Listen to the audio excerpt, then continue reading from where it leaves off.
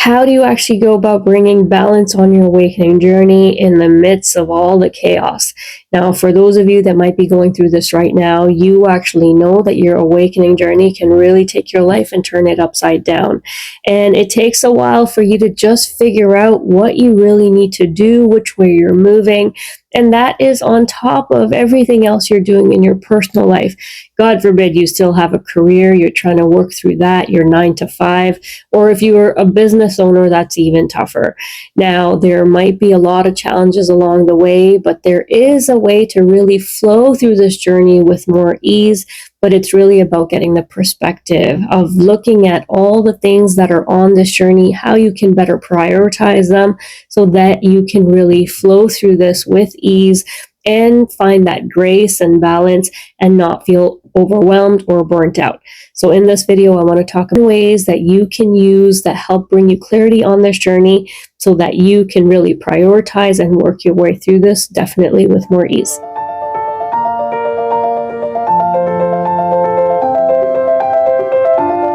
Now, first things first, on your awakening journey, when this hits you, however long it's going to take, what is going to be most useful for you is to let all the things that are in excess of what you really need to focus on go. I'm talking about scrolling on your phone, watching excessive TV, going out with friends that probably no longer serve that, path that you're on and working towards. Now, at some point on your journey, you typically seem to have these things fall away, but if you can really plan for this ahead of time, when you know what you're kind of working through, it really helps save you a lot of time so that you can really redirect your focus and energy to where it's really needed. So understand that, in the midst of this chaos, the first thing you want to really do is take a look at what are your old habits and patterns that are no longer serving you and start to let them go. A lot of people waste time on your awakening journey just trying to cling to the old things that they held dear to themselves. This could be friends, this could be habits, that nighttime hobby that you might have before you go to bed.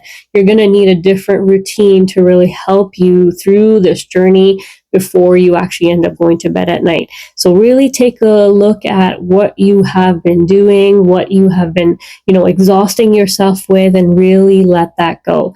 The sooner you can do that on this journey, the more time you will have to really work through your own things that you need to focus on. Maybe reading that's going to actually help you towards this journey, maybe having a bath to help you relax your nervous system. So those are the kind of habits you want to kind of bring in and really let go of the older things. A lot of people might be night owls, and that is no longer going to serve you in this new era and this new phase of what you're kind of embarking upon. And you really need your sleep so you can feel better rested. So those kinds of patterns is what I'm talking about here that you want to let go so that you can actually flow through this with much more ease.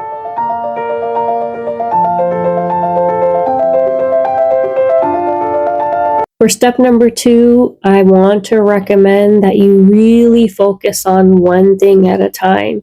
Now, some of you might be on an accelerated path on your journey, and you may have to deal with a lot of things at, once. Now, that's just the nature of the journey, depending on possibly a purpose that you are being guided towards and have to step into. So this is going to vary.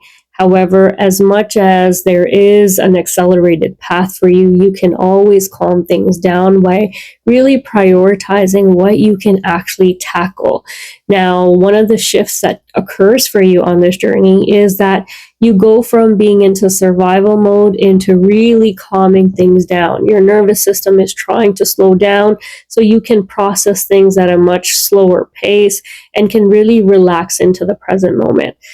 With that being said, it does not help if you are bombarding yourself with a whole bunch of things that need to still be managed at the same time. The to-do lists or checklists that you used to create for yourself prior to your awakening can no longer survive in this new era that you have kind of stepped into. And so what you really want to do here is try and focus on as little as you can get your focus and attention together for that one task and really take it one day at a time. So what I would recommend here is really blocking off chunks of time in your day where you can really balance your day with how much time you're actually going to spend towards a task, and then give yourself breaks in between.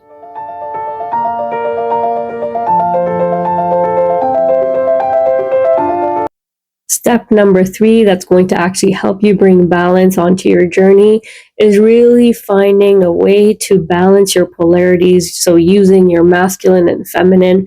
Now, this one takes a huge hit. I've mentioned this in my other videos.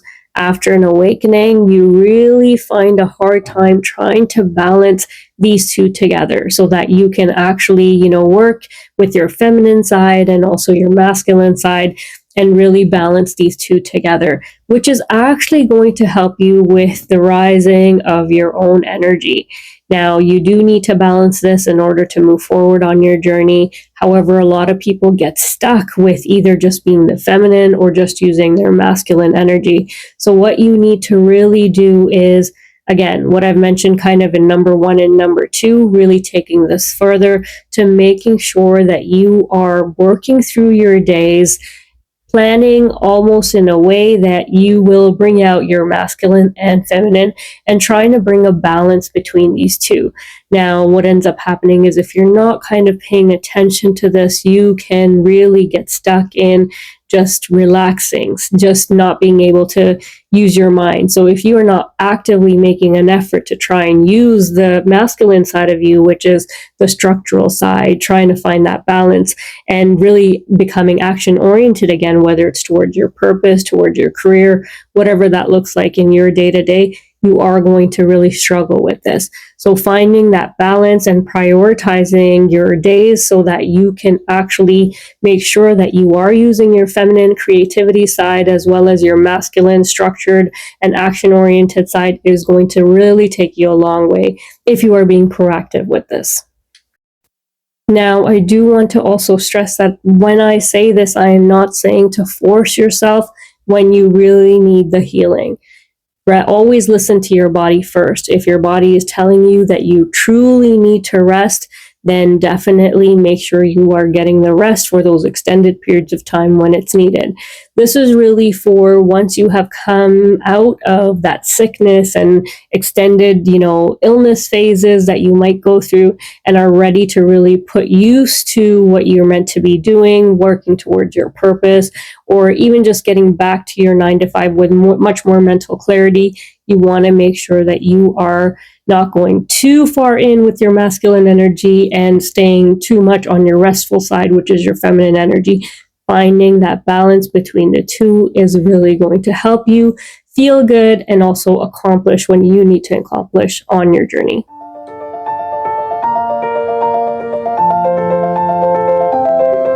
Step number 5 is about creative play and connection. Now, this one is really, really important because once again, people tend to get stuck in their isolation phases. Forget that they really need to reconnect with people again. You are a human being. You are going to need that interaction. So really making sure that you are finding the time to really do what you love. Now, as I mentioned in the beginning, this awakening journey really pulls your life apart. And, you almost tend to lose that joy for life in some periods of this awakening journey. So you need to find a way where you can reintegrate that joy back into your life.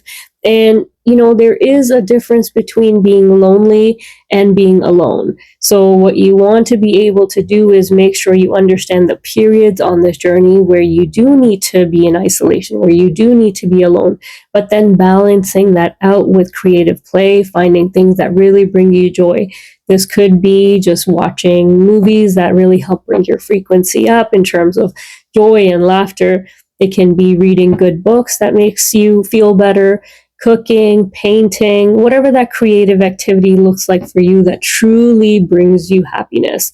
That is also going to really help you with healing the inner child as well. So keep that, in mind on this journey to make sure you are not forcing yourself into situations where you are rejecting invitations to go out, not seeing family, even though they are helpful to you on your journey.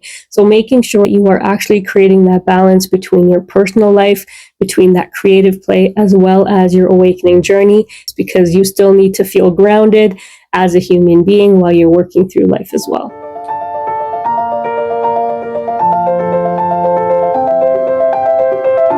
Step number 6 has to do with just honoring your journey and honoring the divine timing on your awakening journey. Now, a lot of us, sit there in our awakening journey and wonder, when is this going to really end? When am I going to come out of this? It feels so exhausting. It feels like, you're never going to be able to return to what your life looked like prior to your awakening. And while that might be true while you're actually going through the harder phases of your awakening journey, it also is true that you kind of need to find a way to really enjoy this process. There is a lot that's happening for you on this journey that is an absolute blessing, whether we can see it in the moment or not. And so really you need to find ways to really pause and reflect in terms of who you've become on this journey as you're working through that level of awareness that you have now, which you might not have had prior to your awakening. So really look for that silver lining in all that you're really going through, because there is always one if you look for it. And with that being said, you don't want to rush through this journey, although there are many ways that you can accelerate your path and really, making sure that you're catching the lessons, you are integrating things. That has to do with really looking at the knowledge. We must honor that there is a divine and, a higher force that's really guiding this for us. And so just allowing that to happen naturally is really going to bring you peace on this journey, so that you don't feel like you're falling behind or that you're late to arrive anywhere, because ultimately there is nowhere to arrive. If you understand the awakening journey in its essence, really what is happening here is you are going from being a somebody and losing that identity to only be comfortable with who you are at the soul level. So the more we, kind of remove ourselves from that outcome of having to arrive somewhere by a specific time, the easier this journey will flow for you, and you will trust in that divine guidance. Thank you so much for listening. I hope this was helpful. God bless.